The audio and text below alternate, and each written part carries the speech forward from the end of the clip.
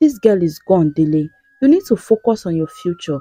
There are other beautiful women out there, women who belong to our world. You can't throw your life away for someone like her. Dele clenched his fists. Dad, no one can replace her, Dele said quietly but firmly. I don't care about wealth or status. I love her.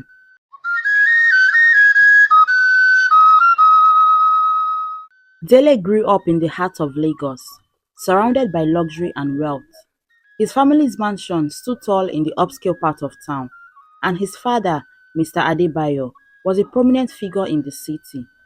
Dele never lacked anything material, but deep down, his life felt trapped. His life was always carefully planned out by his parents, especially his father, who expected Dele to follow in his footsteps without any question. Every major decision, from what he studied in school to whom he associated with, was dictated by his father's belief and that their wealth meant that they had to keep a certain standard. Though Dele appeared to live a dream life, he felt suffocated by the expectations placed on him by his father. He longed for a sense of freedom, a chance to make a decision on his own, and to explore life outside the walls of his family's wealth. One day, while driving through the busy part of Lagos, Dele's attention was caught by a roadside stall.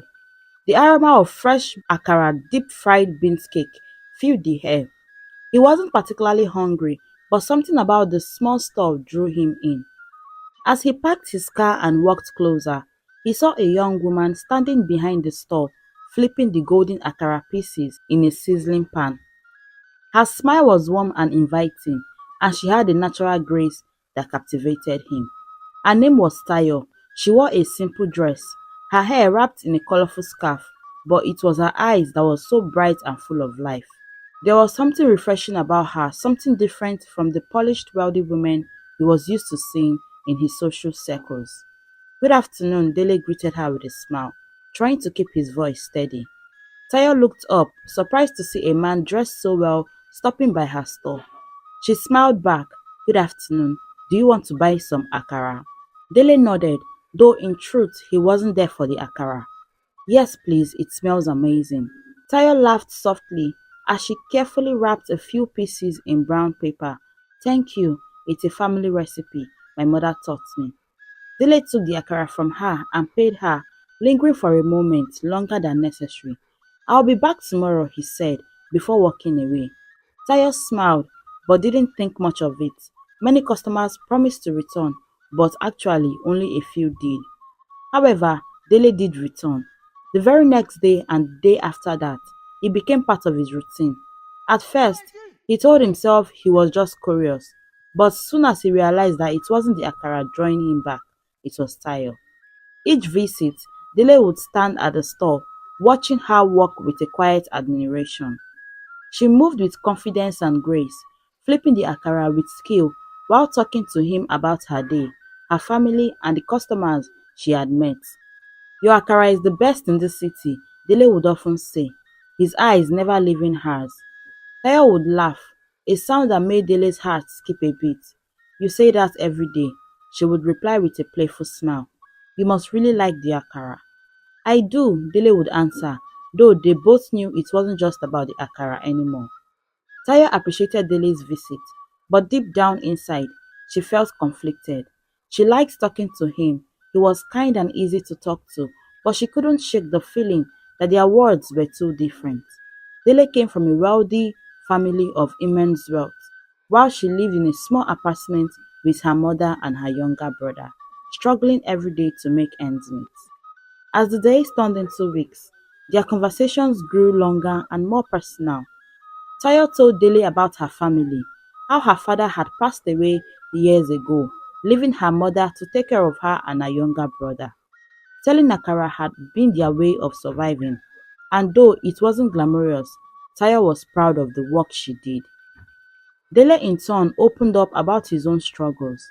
He told her about the pressure he felt from his father, how every aspect of his life felt controlled by wealth and status. I feel like I'm not living for myself, he admitted one day, his voice heavy with frustration. I am just following what my parents want. Tayo listened carefully, her heart softening towards him. She realized that despite their different backgrounds, Dele had his own challenges. But even as their bond deepened, Tayo couldn't help but feel a growing sense of unease. "What will your parents think?" she asked one evening as the sun began to set, casting a golden glow over the busy street. "If they find out about us, you and me talking like this." Dele shrugged, though he knew it was a valid concern. "It doesn't matter. It doesn't matter what they think, Tayo. I am my own person." Tayo sighed, unsure. "Dele, I don't want to cause trouble for you. Our lives are so different. What if? What if it can't just work?" Dele looked at her, his expression serious. "I don't care about that, Tayo. All I know is that I feel happier when I am with you, and I am not going to let anything, not even my parents, take that happiness away." Tayo smiled, though the uncertainty still lingered in her heart. She couldn't deny the connection she felt with Dele, but she also couldn't ignore the reality of their situation. Their relationship blossomed in secret, and with each passing day, Dele found himself falling deeper in love with Tayo. He would often bring small gifts, nothing too flashy, just simple things like flowers or books he thought she might like. Tayo in return would save the best pieces of akara for him, laughing as she handed them over. "You're spoiling me," Dele would joke. "I'm just making sure you keep coming back," Tayo would reply with a grin. And so their bond continued to grow stronger as the day passed. Dele's days were filled with joy whenever he was with Tayo. His heart felt lighter, his smiles became easier, and he began to realize that his happiness was deeply tied to the moments they shared. Whether it was just sitting by the Akara stand, laughing over some silly jokes, or walking down the busy streets of Lagos, Dele knew he had found something special in Tayo.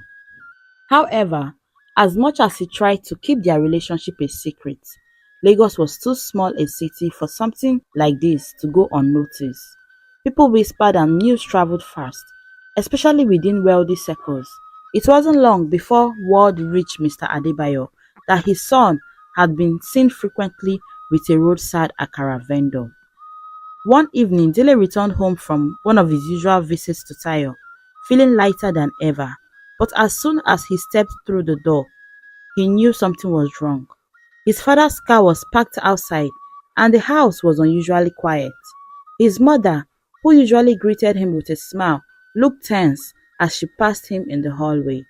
"Your father wants to see you in his study," she said softly, her voice lacking its usual warmth. Dele felt his stomach drop. He had been expecting this, but that didn't make it any easier. He walked down the long hallway, his footsteps echoing on the polished floor, and he knocked on the door. "Come in," Mr. Adebayo's deep voice called out. Dele stepped inside, closing the door behind him. The room was dimly lit, with shelves of books lining the walls. "Sit down," Mr. Adebayo instructed, gesturing to the chair in front of the desk. Dele obeyed, feeling the weight of his father's gaze on him. "I hear you have been spending time with a girl who sells akara by the street," Mr. Adebayo finally said, his voice steady but icy. Dele's heart sank. He had known this confrontation was coming, but hearing it aloud still made his chest tighten. "Her name is Tayo," he replied, trying to keep his voice calm. "And yes, I have been spending time with her." Mr. Adebayo's eyes narrowed. "You know we didn't raise you to associate with people like that."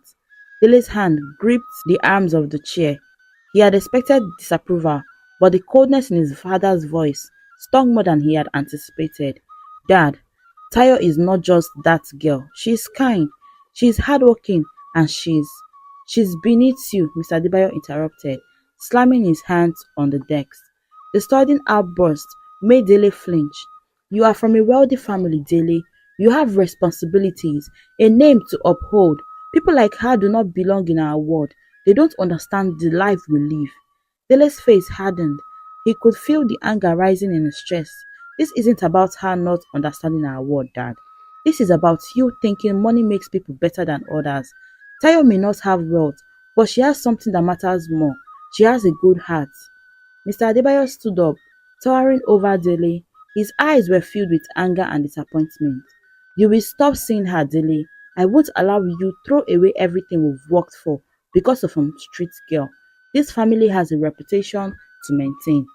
"I love her, Dad. Dele said firmly, standing up to face his father, and I can't just stop seeing her. The words hung in the air, heavy with defiance. Mr. Adebayo's expression grew darker. He stepped closer, his voice low but dangerous. If you continue this nonsense, Dele, you will regret it. I won't say it again. Dele's heart pounded in his chest, but he didn't back down. He knew his father was powerful, that he could make things difficult for him, but he wasn't going to let fear control him. I won't stop seeing her, he said quietly but firmly. And without another word, Mr. Adebayo turned his back to Dele, his silence more threatening than any shout could have been. The conversation was over and Dele knew his father's mind was made up, but so was his. Despite his father's warnings, Dele continued to see Tayo. They became more careful, meeting in secret places, away from the eyes of anyone who might report back to his family. Dele would wait until nightfall, then sneak out of the house to meet Tayo near her apartment or at a quiet corner of the street. Tayo, however, wasn't at ease. She could sense the tension building between Dele and his family, and she didn't want to be the cause of a rift. One evening, as they sat together on a bench under the soft glow of a street lamp, Tayo finally voiced her concern. Dele, maybe it's best if we stop seeing each other, she said softly, looking down at her hands. I don't want to cause trouble for you. Dele looked at her surprised and hurt by her words. Why would you say that? You know I can't stay away from you. Tayo sighed, her heart heavy. Your father is a powerful man. I've seen the way these things go, Dele. People like me, we don't belong to your world. I don't want to make things harder for you or for your family. Dele reached out, taking her hand in his. Tayo, I don't care about that. We will find a way to make this work. I am not giving up on us, and I don't want you to ever give up on us either. Mr. Adebayo had been patient for as long as he could, hoping that Dele would come to his senses and end the relationship. But the more time passed, the more it became clear to him that Dele wasn't going to stop seeing her. The thought of his son throwing away everything he had built for him over a roadside acaracela filled him with rage. He had to put an end to it once and for all. Late one evening, after stewing over the situation for days, Mr. Adebayo made a phone call to a man he knew well, someone who could handle the kind of job that required discretion and efficiency. The man's name was Kunle, and he was known in certain circles for getting things done quietly, no questions asked. I need something taken care of, Mr. Adebayo said on the phone, his voice low and steady. There is a girl, my son will stop seeing her, and it's becoming a problem. I need her out of the picture, but no bloods.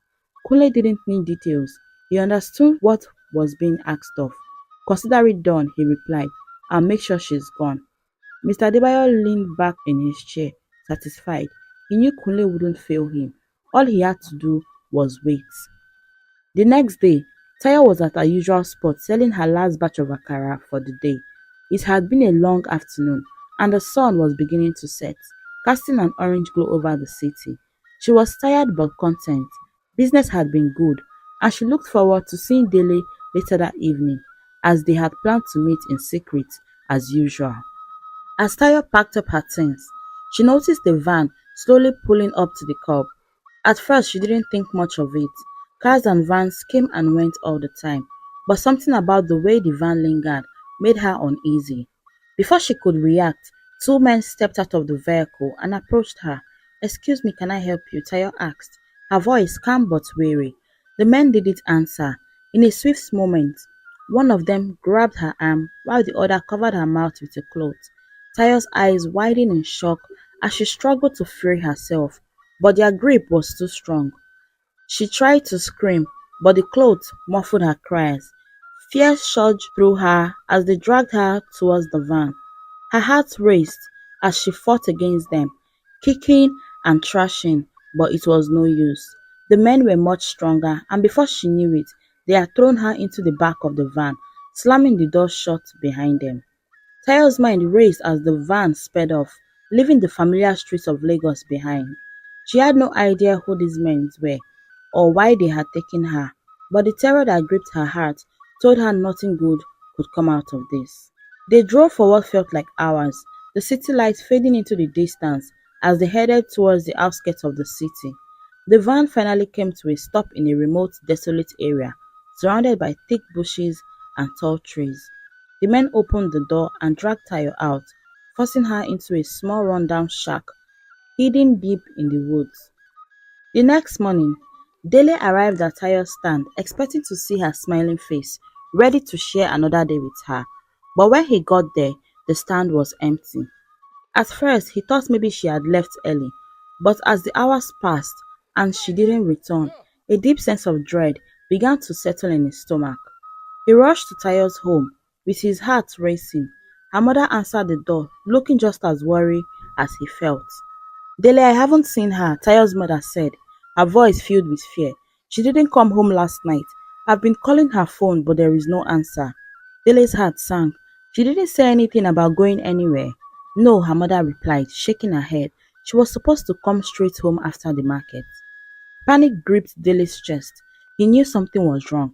Tayo would never disappear without telling anyone. He searched the streets, asked the neighbors, but no one had seen her. It was as if she had just vanished into thin air. Over the next few days, Dele became frantic. He couldn't eat, couldn't sleep. The thought of something happening to Tayo gnawed at him, keeping him up at night. He visited the police, hoping they could help, but when he explained who he was and who his father was, their interest quickly faded. I'm sorry, but there is not much we can do without more information, one of the officers told him dismissively. If we hear anything, we will just let you know. Dele left the station feeling hopeless. He knew his father had a hand in this. It was the only explanation that made sense. But how could he prove it? He tried confronting Mr. Adebayo, but his father remained calm, denying any involvement. You need to stop this nonsense, Dele, his father said coldly. This girl is gone, and it's time for you to move on. Focus on your future. But Dele couldn't just move on. His mind was consumed with the thought of Tayo. Where was she? Was she safe? He couldn't bear the thought of never seeing her again. His days turned into a blur of searching the streets, asking everyone and anyone if they had seen her. But no matter how hard he tried, there was no trace of her anywhere. Days stretched into weeks, and Dele's desperation grew.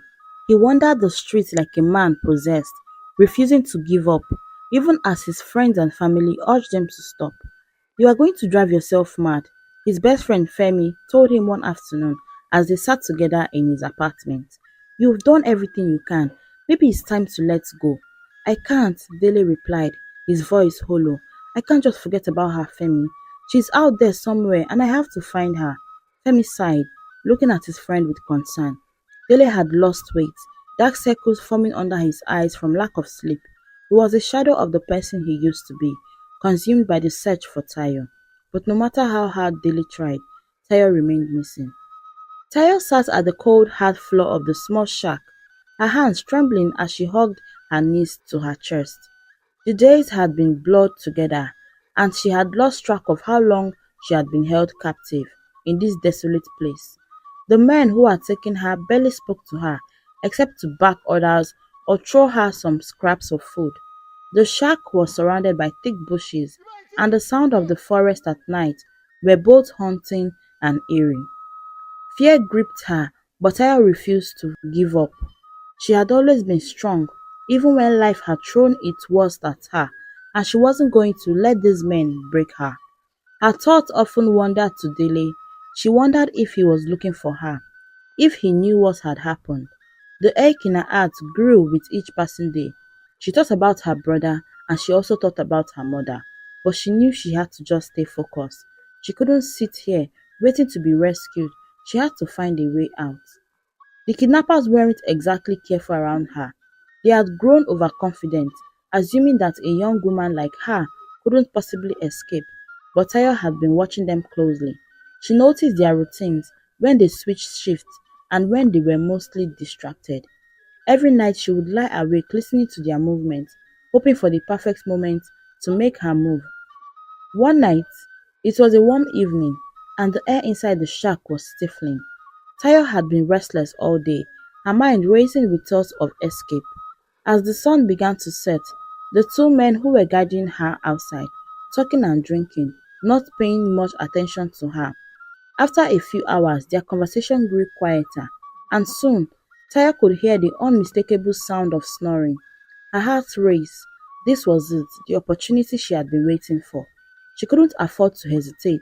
Slowly, as quietly as she could, Taya rose from the floor. Her legs felt weak from days of confinement, but she willed herself to stay steady. She crept towards the door, carefully pushing it open just enough to peek outside. Both men were slumped against the wall of the shack, fast asleep. She took a deep breath and slipped out. The cool air hit her skin, and for the first time in what felt like forever, she felt a glimmer of hope. The bushes surrounding the shack were thick and overgrown, but Tayo pushed through them, ignoring the thorns that scratched her arms and her legs. After what seemed like hours of running, Tayo's leg began to give out. She stumbled, falling to her knees in exhaustion. Her lungs burned and her body ached, but she couldn't stop now. She had to keep moving. She had no idea how far the men would go to find her, and she couldn't risk being caught. After what felt like another eternity of wandering through the thick bush, Tayo saw something up ahead. In the distance, she could make out the faint outline of a small village, its dim light flickering in the night. Relief flooded through her. She wasn't far now. She quickened her pace, her heart lifting with each step. As she drew closer to the village, she noticed a small house with a light on. She staggered towards it, her legs barely able to carry her any further. She knocked on the door, her hands shaking, hoping and praying that someone inside would help her. The door creaked open, and a man stood in the doorway, his face etched with surprise as he took in the sight of the exhausted young woman standing before him. Please, I need help, Tayo whispered.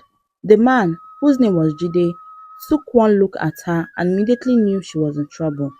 He stepped aside and motioned for her to come in. Come inside, he said gently. You are safe here. Tayo collapsed into a chair inside Jide's small modest home. He brought her a glass of water and she drank it greedily, grateful for the kindness of a stranger. For the first time since she had been taken, she allowed herself to breathe, to relax, even if it was just for a moment. Where are you coming from? Jide asked, his voice full of concern as she sat across from him. Tayo hesitated, unsure of how to tell him, but something in his kind eyes made her feel like she could trust him. Slowly, she began to tell him everything: the kidnapping, the men who had taken her, and her escape. Jide listened intently, his brow furrowed with worry. You've been through so much, he said softly. You can stay here as long as you need to. No one will hurt you under my roof. Tayo nodded, tears welling up in her eyes. She was grateful for his kindness, but her heart ached for Dele and her mother. She couldn't go home, not yet. She knew that Mr. Adebayo would never stop trying to separate her from Dele, and she couldn't bear the thought of putting him through more pains. But she knew that she needed to reach her mother, no matter what. I don't know what to do, she admitted quietly. I can't go back to my family right now. Dele's father might never let us be together. Jide sighed, leaning back in his chair. You've been through a lot, Tayo.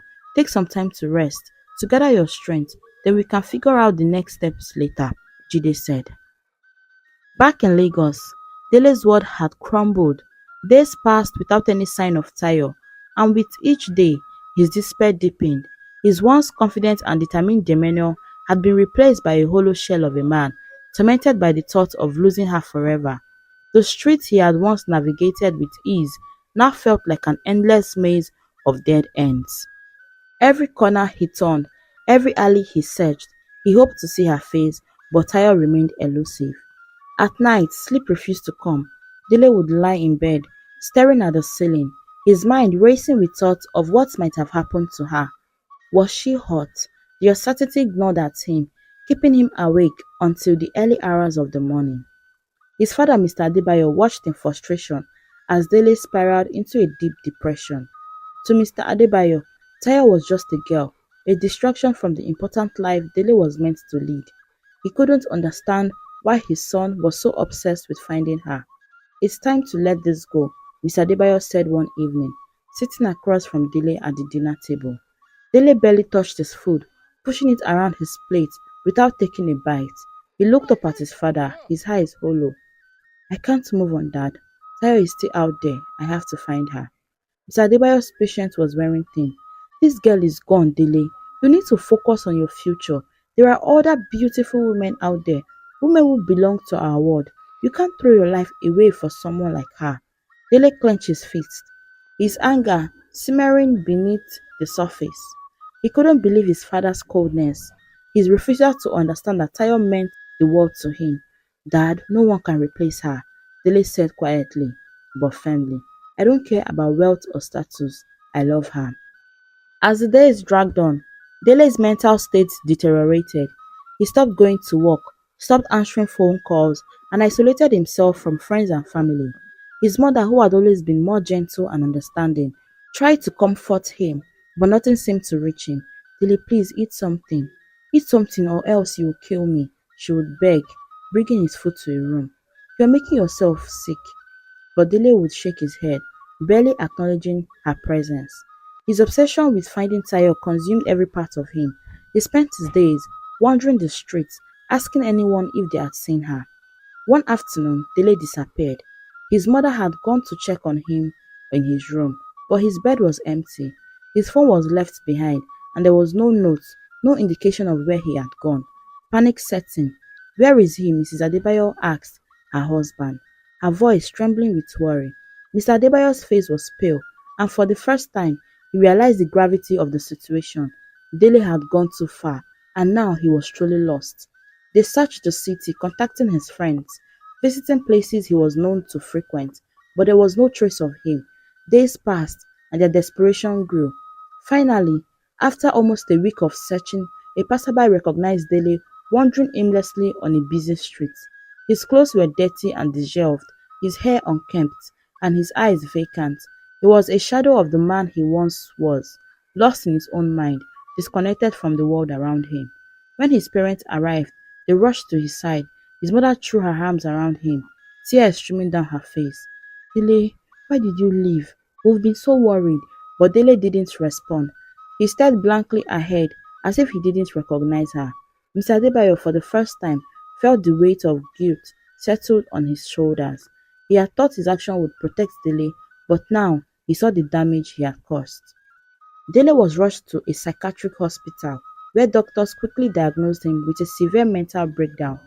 His mind, overwhelmed by grief, guilt, and the pressure of the situation, had shut down.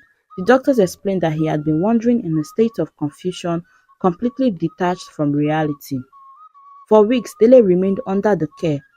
He didn't speak, he didn't react to the world around him. The pain of losing Tayo had broken something inside of him, and it seemed as though he had given up on everything. His mother visited him every day, sitting by his bedside, holding his hand, hoping that her presence would bring him some comfort. But Dele remained unresponsive, his mind clouded by the torment of losing the woman he loved. Many weeks passed, and slowly Dele began to show signs of improvement. The doctors had worked tirelessly, helping him process his grief and untangle the confusion in his mind. His once vacant eyes began to show glimpses of recognition, and his body slowly regained its strength. One afternoon, Dele's mother sat by the side, as she had done every day. This time, however, Dele turned his head to look at her. Mom, he whispered, his voice weak but clear. Tears of relief filled her eyes. Dele, you are coming back to us. Dele nodded slowly, though the pain in his heart was still heavy. I miss her, he said softly. I really miss Tayo. His mother squeezed his hand. I know, my darling. We will find a way to make things right. It had been 6 long weeks of recovery for Dele, both physically and mentally. His time in the psychiatric hospital had helped him regain some stability, but the thought of Tayo never truly left his mind. Every night as he lay in the sterile hospital bed, her face haunted his dreams, her laughter, her smile, and the way she made him feel. He couldn't forget any of it, though he had made some progress, but his heart still carried the weight of her absence. Finally, the day came when the doctors deemed him fit enough to return home, and as they drove home from the hospital, Dele sat at the back seat, staring blankly out of the window. The city's hustle and bustle passed him by, but none of it registered. His mind was elsewhere, far away, still searching for Tayo. His heart ached with the thought of her, where she could be, if she was safe, if she still thought about him. The car rolled through familiar streets, and the same streets Dele had wandered aimlessly in his darkest moments. Suddenly, something caught his eyes. As the car turned onto a narrow street, Dele spotted a woman walking with a baby in her arms. At first, it was just a glance, but then his heart skipped a beat. The woman, there was something about her that seemed so familiar, too familiar. His pulse quickened and his breath caught in his throat. It couldn't be. Stop the car, Dele shouted, his voice shaking with urgency. His mother turned in her seat, settled by the outburst. Dele, what is it? Please, I said stop the car, he repeated, his eyes wide in desperation. I think it's her. That's Tayo. That's Tayo. I can't see her. For a moment, his parents exchanged uncertain glances. His father, still doubtful and weary, hesitated, but the desperation in Dele's eyes and voice was undeniable. Without further questions, he pulled over to the side of the road. Dele flung the car door open and jumped out, his heart racing as he ran towards the woman. His legs felt weak, his body still recovering from the weeks of mental and physical strain, but the adrenaline pushed him forward. He could barely think straight as he approached her, his breath coming in short gaps. As he neared her, the woman turned, startled by his sudden approach, and there she was. It was Tayo, alive, standing in front of him, cradling a baby in her arms. For a moment, time seemed to freeze.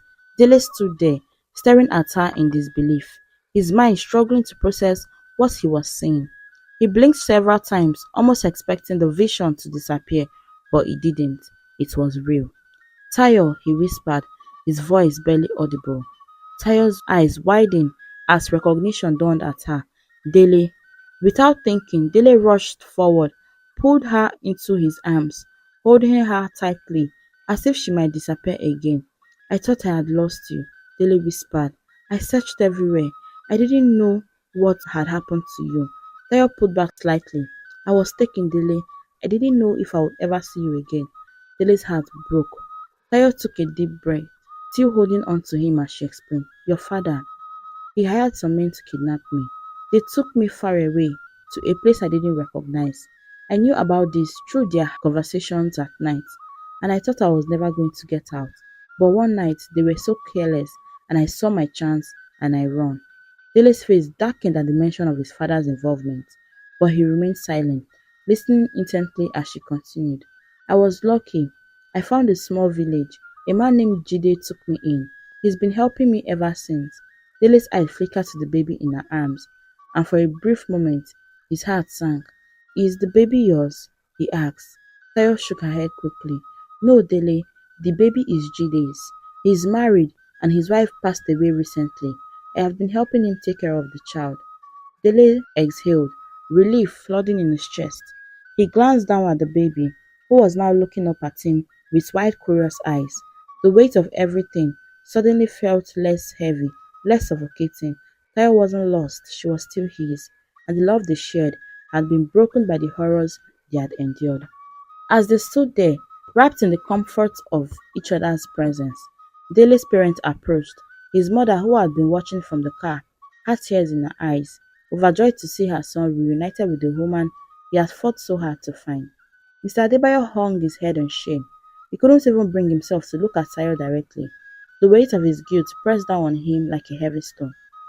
Tayo looked at him for a long moment, the pain of what she had been through still fresh in his mind. Tayo, I am very sorry, Mr. Adebayo said. Tayo sighed. She could see the regret in his eyes, the realization that he had caused more harm than he had ever intended. I forgive you, she said softly, but things can't go back the way they were. Dele reached for her hand, squeezing it. We don't need to. We don't need things to go back the way they were. We are moving forward together, he said. Mr. Adebayo nodded, his eyes filled with sorrow. I will do whatever it takes to make this right. Just then, Jide approached them. Tayo explained to him about Dele and how everything had happened and how he had managed to see her again, perhaps through fate. Dele thanked Jide for taking care of her and requested if he could take her along. Jide was skeptical. He couldn't fully trust Mr. Adebayo again, but seeing her nearing all that had happened, he deemed it fit for Tayo to go with them. Tayo promised to come back to check on him and the baby, and he was excited. He knew that this was just the only he could do, if at all, for the memories of his wife. Together, Dele and Tayo walked back to the car, their hands intertwined. They had been through so much, much more than they could ever imagine. But now that they had found each other again, and now that their love was stronger than ever, they were ready to face whatever the future held. Their reunion brought more than just joy, it had brought healing, and for the first time in weeks, Dele felt a sense of peace. With Mr. Adebayo's regret now clear and heavy, Dele approached him one evening after the reunion with Tayo. It was a quiet moment in the family's grand living room, with the atmosphere heavy with unspoken words. Mr. Adebayo sat by the fireplace, staring into the flickering flames, lost in his own thoughts. Dele cleared his throat, stepping forward. "Dad," he began cautiously, "I need to talk to you." Mr. Adebayo turned, his face weary. He had been avoiding this conversation, knowing what was coming. "What is it, Dele?" Dele took a deep breath, steadying himself. "I love Tayo. I've always loved her, and I want to marry her. This is the only way I can completely forgive you for what you did." For a long moment, Mr. Adebayo said nothing. The weight of his past action pressed down on him, and the guilt he tried to bury surfaced once again. He had tried to tear them apart, believing that wealth and status mattered more than love.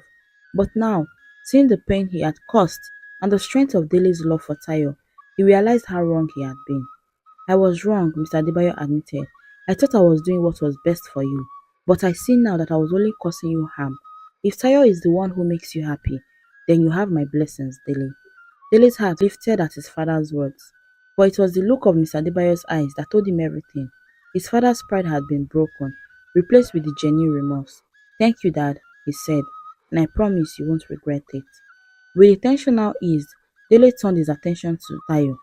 They had already been through so much together, and he didn't want to waste any more time. One evening, as they sat together in a restaurant, Dele looked into her eyes and began, "Tayo, we've been through more than anyone could imagine. You are the strongest, most amazing woman I know, and I can't imagine my life without you. Please, do me the honor of being my wife." Tayo's eyes filled with tears, her heart swelling with joy. "Yes, Dele," she whispered, "I'll marry you." Dele smiled, overwhelmed with happiness, as he slid the ring onto her finger. It was a simple but beautiful moment, a promise of future they would build together, despite everything that they had been through. With their engagement official, the planning for the wedding began in earnest. Dele's mother, who had always been fond of Tayo, threw herself into the preparations with excitement. When the day of the wedding arrived, it was nothing short of magical. The ceremony took place in a beautiful garden surrounded by blooming flowers and lush greenery. Friends and family gathered to celebrate the love, including Tayo's mother and brother. They were excited at the long run, and the air was filled with so much excitement and happiness. Tayo wore a stunning white gown and her face glowing with joy as she walked down the aisle towards Dele, who stood waiting for her. As they stood there together exchanging their vows, the words seemed to fade. It was just the two of them, united in love, with hope for the future. The ceremony was filled with tears and laughter as they sealed their vows with a kiss. Their love had endured so much, and now they were finally able to celebrate it openly, without fear or hesitation. As Dele and Tayo danced together at the reception, Mr. Adebayo, watching them from the sidelines, felt a lump in his throat. He had tried to stand in the way of their happiness, but now, seeing his son's joy, he knew he had been wrong. He had learned a valuable lesson. The heart knows what it wants, and no amount of wealth or power could change that.